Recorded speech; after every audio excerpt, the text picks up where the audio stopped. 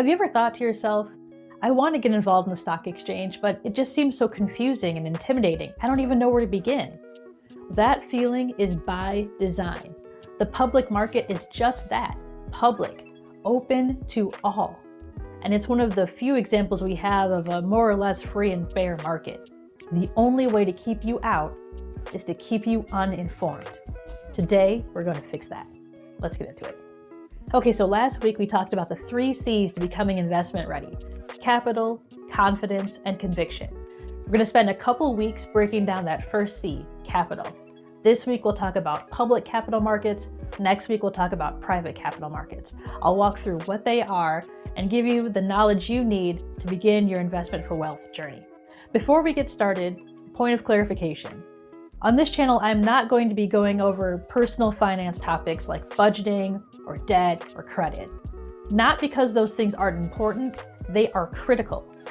However, they are out of scope for my goals for this channel and where I'm trying to take us. Don't worry, if that's what you need, I've got you covered. I'll be making a separate video where I shout out some of my favorite financial educators and creators that are doing that really important work to make sure you have a solid financial foundation before you move on to investing for wealth. So stay tuned for that. Okay, so first things first, capital markets. What does that even mean? Well, let's break it down. Capital, we talked about that last week. That's just money. Market, place where goods are bought and sold. So when we're talking about capital markets, we're really just talking about a place where money is exchanged for some type of good. And specifically the good we're talking about here is called a security. Okay, so securities are the actual elements that you are investing in when you participate in the stock market. And in just a moment, I will break down the different types of securities that you are likely to see and probably some of the terms you've heard, whether or not you really understood what they meant. So when we talk about public capital markets, we're for the most part going to be talking about the stock exchange. So if you, like me, are in the US, you're probably very familiar with, or at least have heard of, the New York Stock Exchange, right, on Wall Street. That is going to be the largest and most prevalent, most well-known stock exchange in the US, but just know that there are other exchanges both in the US and across the globe. And yes, you can participate in all of them. That's right, even if you are here in the States, you can participate in stock exchanges in other countries. They all work off of the same general principles, the same terms. So really, once you understand one, the doors are open to you to pursue opportunities elsewhere as fits your portfolio and your investment plans. This is a good time to say that everything discussed here is for educational purposes only and should not be considered investment advice. Please consult with a professional to determine the best options for you based on your goals. So in all capital markets, both private and public, there are 2 types of transactions. There are primary transactions and secondary transactions. With a primary transaction, you are purchasing the security directly from the company or the issuer. So this would be, let's say a company just recently went public and they're issuing their first round of stock and you purchase some of that initial stock. That would be a primary transaction. The majority of transactions that happen in the stock exchange are what we call secondary transactions. That is 2 individuals exchanging stock with each other, and the original company is not involved and does not receive any of the revenue from that transaction. I'll come back to this topic a few times throughout this video to kind of help solidify the concept, because it's very important that you understand the difference between the 2, because there are some ramifications for you based on whether this is a primary transaction or a secondary transaction. All right, but for what we're talking about today with the stock exchange, just know that for the most part, what you're doing trading day to day is going to be a secondary transaction. So just a little bit ago, I mentioned that the goods being exchanged in the stock market are securities. So I'm going to go over the 2 main types of securities you're going to see: stocks and bonds. We're also going to talk about mutual funds, exchange traded funds, or ETFs for short, and options. The goal here is by the end of this video, you should have a well-rounded understanding of the fundamentals of the stock exchange and feel confident enough to open an account if you don't have one already and begin making some investments. So let's start with stocks. What are they? I will say that for the purpose of this video, I'm going to be talking about what is referred to as common stock. There are other types of stock and they become important, especially when we're talking about private markets.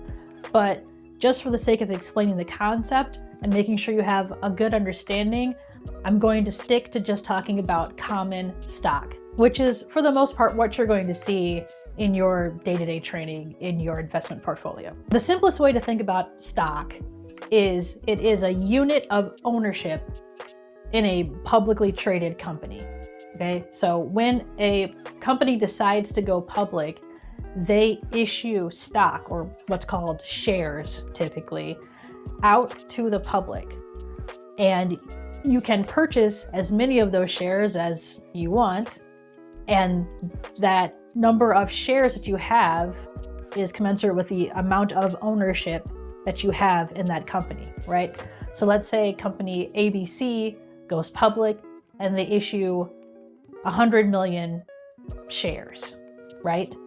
However many of those shares you purchase, that is the percentage of ownership that you have in company ABC.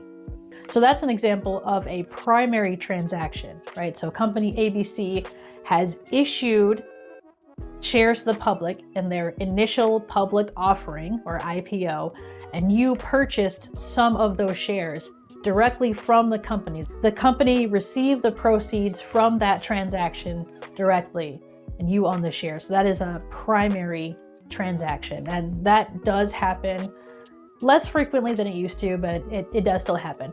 Companies can also follow on with an additional public offering, generate more shares and release those to the public. That would also be a primary transaction because, again, the company itself is receiving the proceeds from the transaction. You are buying shares from the company. What's more common is for you to buy or sell stock or shares in a company to and from an individual. All right, so that is an example of a secondary transaction where I own 100 shares of company ABC and I sell them to you. Okay, so I receive the proceeds from that sale. The company is not involved at all. I get the money, you get the shares. That is referred to as a secondary transaction. So at the end of the day, it really determines who is receiving the money. Is the company receiving the money? That would be a primary transaction, or is an individual receiving the money? That is a secondary transaction. So what's the point? What's the value of owning stock?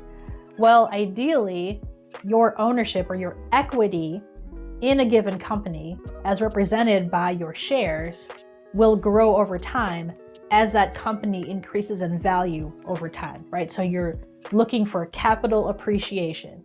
So the amount of money that you invested in the company today should be worth more tomorrow because the company itself is worth more tomorrow. Ideally, that is what you're hoping for when you purchase stock.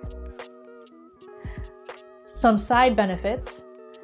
Some companies, not all, but some companies issue what are called dividends.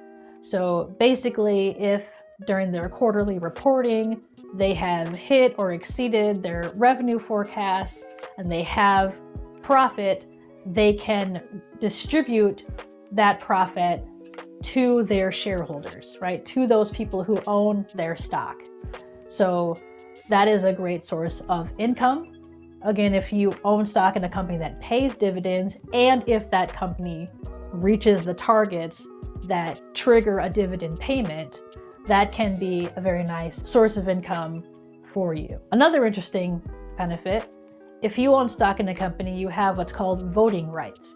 So periodically, it's typically quarterly, perhaps semi-annually, the company's board of directors will meet, and there will be a variety of items on their agenda, decisions for them to make, and you as a shareholder have a say in those decisions. You will be able to cast your vote to determine what the strategic direction of the company is, sometimes executive compensation, a variety of things. It differs from company to company.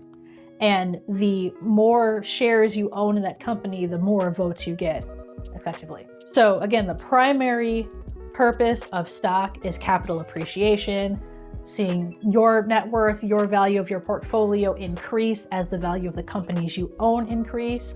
And then additional benefits are potentially dividend payouts and voting rights to determine the direction of the company. All right, so next up, we're going to talk about bonds. So whereas with stocks, you're looking for capital appreciation, you're looking potentially for income. With bonds, you're looking for something that's a little bit less risky, a little bit more stable, and you're more income focused. That's the primary driver for bonds as opposed to the secondary driver for stocks. So what is a bond? Simply put, a bond is a loan that you are giving to either a corporation or a government. Okay, so in the case of a government, think about treasury bonds, or back in the 40s when they were war bonds. You are loaning money to the government and they are on the hook to pay that back to you with interest. Similarly, with a corporate bond, you are loaning money to a corporation and they are on the hook to pay you back that money with interest. So typically what this looks like is every 6 months or so, the corporation or the government will pay the interest on that loan. And the terms of that interest, the interest rate, will be a part of the bond itself. So it might be 4%, it might be 6%, it might be 8%. It all just really depends. And you will get that payment semi-annually on whatever date that is set in the agreement of that bond. And at the maturation date, or at the point when the bond is due, the principal on the bond will be paid back. So let's say you have a 6% 10-year treasury bond with a face value of $10,000. So basically that means that you have loaned the government $10,000 and they're going to pay that back to you after 10 years with a 6% interest rate. So the way that those interest payments work is every year the government is going to pay you 6% interest on that $10,000 or $600. And they're going to pay that in semi-annual installments. So basically every 6 months, you'll receive $300. And at the end of that 10-year period, they will return to you the premium. They'll pay you the $10,000. So again, the appeal of a bond is the income, the steady income, the regularity and dependability of those payments. So I mentioned before that bonds are a little bit more secure, a little bit less risky than stock. And that is because whether or not a company hits their revenue targets, they still have to pay their bills. Okay, so if they fall short of where they thought they were going to be and they don't pay out a dividend to their shareholders, they still have to pay their bills. They still have to pay you. The government still has to pay its bills. They still have to pay you. So no matter what, no matter how well or poorly the company performed for that quarter or for that year, you still get your money. Now, in the case that the company completely goes out of business or the government collapses, then you will not get your payment. So it's not fully without risk, but it is less risky when compared to stock. Okay, so stocks and bonds, that's really the building blocks of everything that's happening in the stock exchange. You can really drive just about everything down to one of those two securities. So if you understand how they work, how to use them based on your own risk profile and your own goals, you're doing really well. So let's talk about a few more terms to help round out your understanding and answer any lingering questions you might have before getting started with investment. So I want to explain mutual funds. You've probably heard this term a lot. You may have them in your 401k, but you may not fully understand what they are. So let's take a couple moments and break that down. So a mutual fund is basically an institution. It's called an investment company. And what they are doing is they are receiving money from a variety of investors, taking that pool of money and investing it in whatever securities align with the goals for that fund, okay? So you and other investors are mutually funding the investment, hence the name. So what you are doing with a mutual fund is actually another example of a primary transaction, okay? You are basically buying shares of the fund. You're not directly investing in the companies, the underlying stocks or bonds or whatever. You're investing in the fund itself. Okay, so the investment company and the fund manager are issuing shares of the mutual fund to you. And then the money that they receive in return, they are using to invest in companies. And so you get the upside of that. You get the dividend payments, you get the growth, but what you have purchased is shares of the mutual fund in a primary transaction. Okay, so the benefits of a mutual fund: you have someone else managing it. There's a professional asset manager who is experienced and hopefully good at making the right transactions, the right decisions to experience the growth targets of that fund. You also get automatic diversification. Diversification basically means don't put all of your eggs in one basket, right? So instead of putting $10,000 into Apple stock, if you put $10,000 into a mutual fund, you're spreading that out across a variety of securities. So some of them may fall and some of them may rise, but hopefully the idea is that overall you will see your portfolio increase. There are also fees associated with that, right? So you have the overhead of the investment company paying the fund manager, right? The architecture of the fund, all of that you're paying for fees. And it varies how those fees are assessed, but just know that there are fees. When it comes to a mutual fund, you're paying for that convenience to have someone else diversify the portfolio for you. But mutual funds can be a really helpful way if you feel uncomfortable, if you feel unsure of what to do, and you want to consult a professional for much less than it would cost to have an asset manager of your own. Mutual funds can be a way to get that same effect in your portfolio. Mutual funds can have a variety of investment goals, and all of that will be explained to you in a sheet referred to as a prospectus, and that's where they'll talk about the types of securities that the fund invests in, the name of the fund manager, the historic performance rate of the fund, and some other information. There are a ton of mutual funds out there, so you certainly will be able to find one that matches your preferences and your goals. So similar to mutual funds are exchange traded funds, or ETFs for short. There are a few key differences though. So whereas with mutual funds, you are purchasing directly from the investment company, with ETFs, exchange traded funds, you are buying or selling those directly on the open market. Okay, so they are still a collection of securities. So when you purchase an ETF, you are basically buying kind of these little slivers of shares of whatever companies are in that ETF. And while a mutual fund is directly managed by a person, there is a fund manager that is overseeing and making all the decisions about what is bought and sold inside that fund. The ETF is a little bit more set it and forget it. Basically with an ETF, they're trying to track a certain benchmark, a certain standard. And again, there are just as many ETFs as there are mutual funds.